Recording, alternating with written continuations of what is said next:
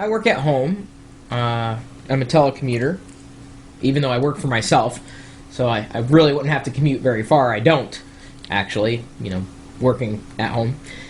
But that doesn't mean that I don't have to coordinate meetings with other people, whether that be with my wife, my business partner.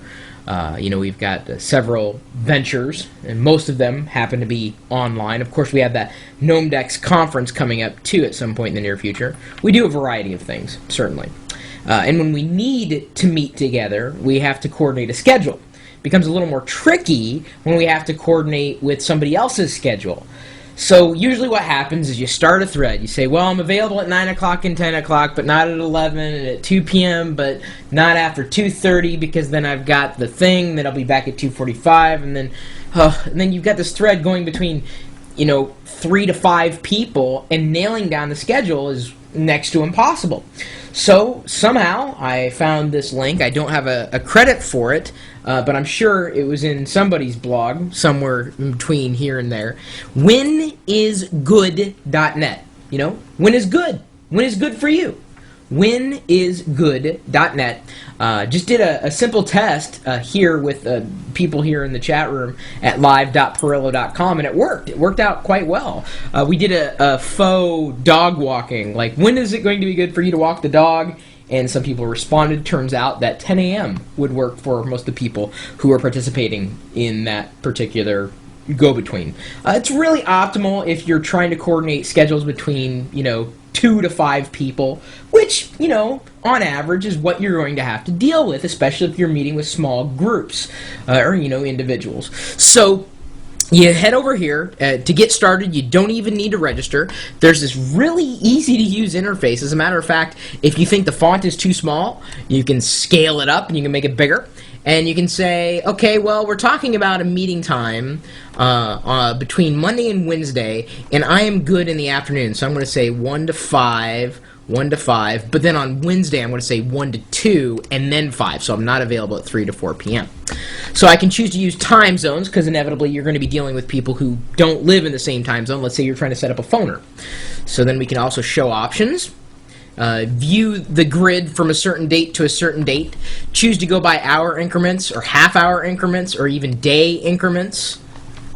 Show the hours, and then have the invitation URL, which can be customized if you'd like. Give a name to the event, and you can say phoner. Press create event, and then it'll give you this code. And then that code you would use to see the results when you sent out that link that you were, sharing with everybody. Because, of course, you'd have to send them that particular link so that they can click and they can say, here are the times I'm available. And then when you enter in this code, you'll be able to see to the respondents that all responded which time works best. It says, well, it looks like everybody says 1 o'clock. Or most people say 1 o'clock, so we're going to have to go that way. Very, very, very nice. Very, very, very convenient. And you could also sign up if you want to get an account, if you wanted to, do things on a regular basis. And I didn't even bother, because most of the time I would need to use this. It would be kind of an impromptu thing.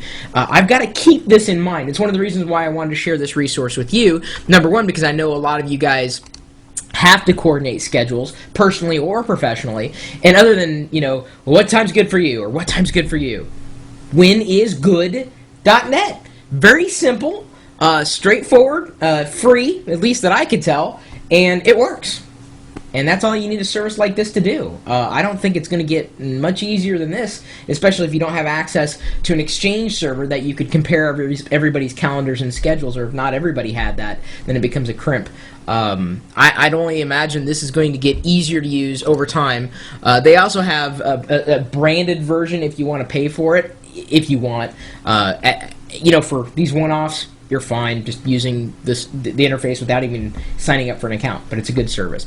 Anyway, if you know of another good service for meetings, or just gatherings or networking, or any useful service that happens to be based on the web, feel free to pass the link along to me. My email address is chris@pirillo.com, and Wicket is looking bored here because he's ready to go for a walk, I think. Ready to go for a walk, little boy? Yeah, well, you're going to have to wait, because Daddy's got to record videos. And yes, I refer to myself as Daddy in the third person. Got a problem with that? Didn't think so. You're also welcome to stop by the chat room. We're open pretty much all the time. They'll be hanging out with me throughout the day, listening to my various adventures and misadventures. When I try things, I'll let them know about them, usually before I tell anybody else, especially if I want to test something. They're kind of guinea pigs. Are you a guinea pig too? Are you a guinea dog? Well, dude, it was just... You should have seen the look he gave me. He was just glaring. Sorry, bud. Sorry. Any other way, see, he doesn't actually have a body. It's just his head. Sorry, yes, I'm a little obsessed with my dog. 1, 2, 3, 4, 5. You're welcome to join us in the chat room. We're open 24 hours a day, 7 days a week at live.perillo.com. We'll see you later.